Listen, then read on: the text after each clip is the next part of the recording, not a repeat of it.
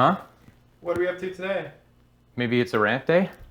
Yeah? Yeah, I'm feeling it. Let's do it. Plant day, rant day? Plants and rants. I've even got my plant dad shirt on. So, I have not been finding time to make videos lately, so I'm going to go about my daily chores. And specifically today, I'm going to be watering about 45 plants. Maybe we'll get a plant counter running during the rant. And we're going to be ranting. What are we ranting about? Shoes? Shoes. I've been wanting to rant this rant for a long time.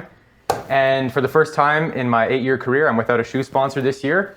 Parted ways on very amicable terms with my previous shoe sponsor. None of this video applies to them. But basically, I can speak freely on this subject now. I don't have any conflict of interest. So let's rant this rant and let's water some plants. So what's your point here? Oh, I'm kind of salty about this one. All right, hear me out.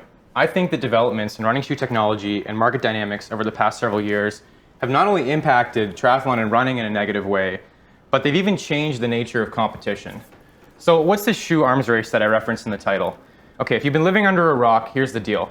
One company, which I'm going to avoid naming for now, has effectively monopolized the high-performance shoe market with this technology that was so avant-garde that several years later, other companies are still struggling to catch up and perhaps haven't even caught up yet.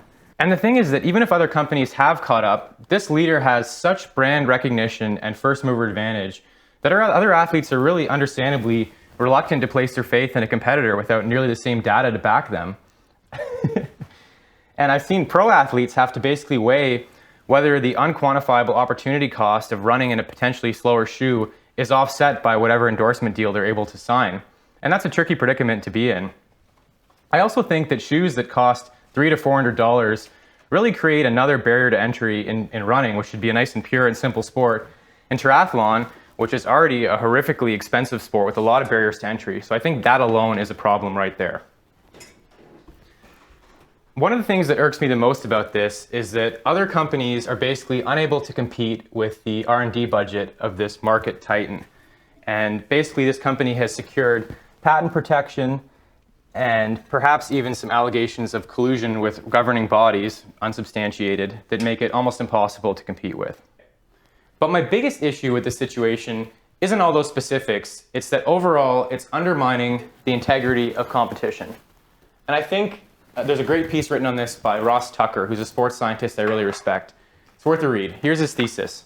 When the difference made by technology is larger than the normal difference between athletes, then the integrity of the result is changed.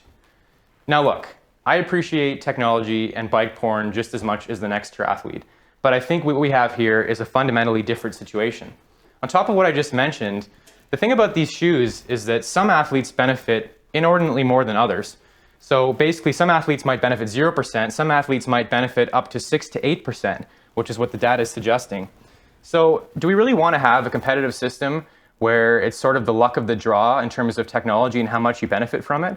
I think that's inherently quite different than some technology like running and cycling and swimming that I'll talk about later on. So I've avoided naming this company because I really want to minimize the amount of free press I'm giving a company that I don't respect. And really, you can take your pick of reasons. Implicated in institutional scale doping scandals, accused of forced labor and atrocious working conditions in factories, named in a gender pay discrimination lawsuit, named in the Panama Papers as a company that uses offshore accounts to evade taxes. So yeah, I'm not giving them any free press here, although I appreciate the irony of this, making a whole video essentially on this topic.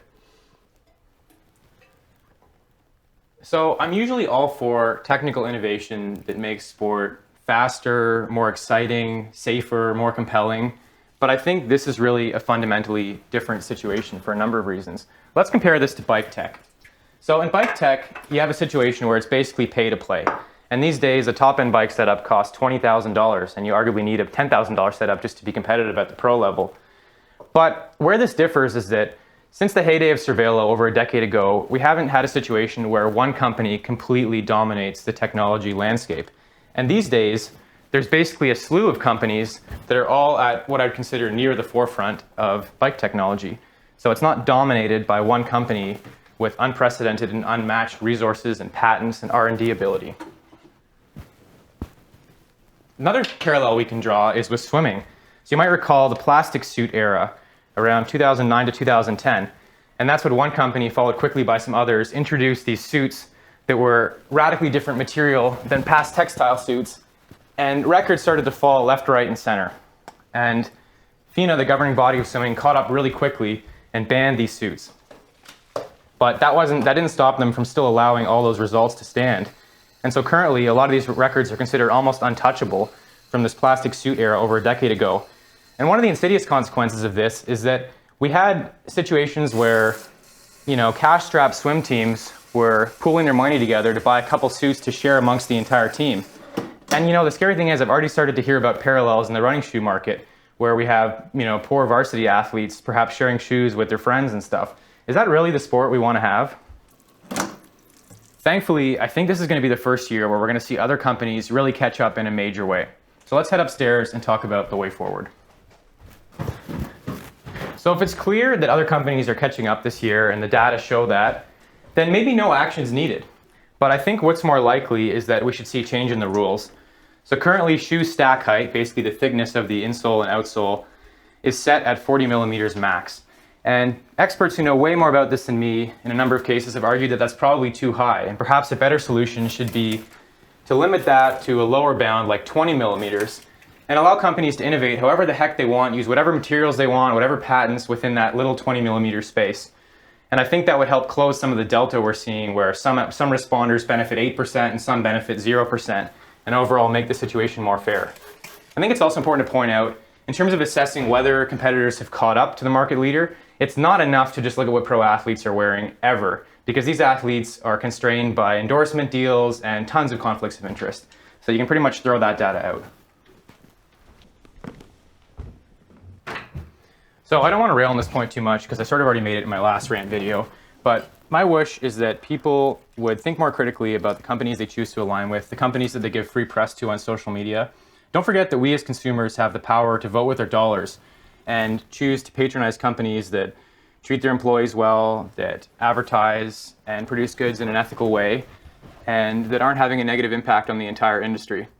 And personally, if I end up having to run in this shoe, which is quite possible, the shoe that I've avoided naming this entire video, the shoe that shall not be named, maybe I'll make a donation to a relevant charity just to appease some of my guilt and hypocrisy in making this whole video. Well, that was pretty damn sanctimonious. Okay, the last appeal I have for you is that you should consider doing your own field testing.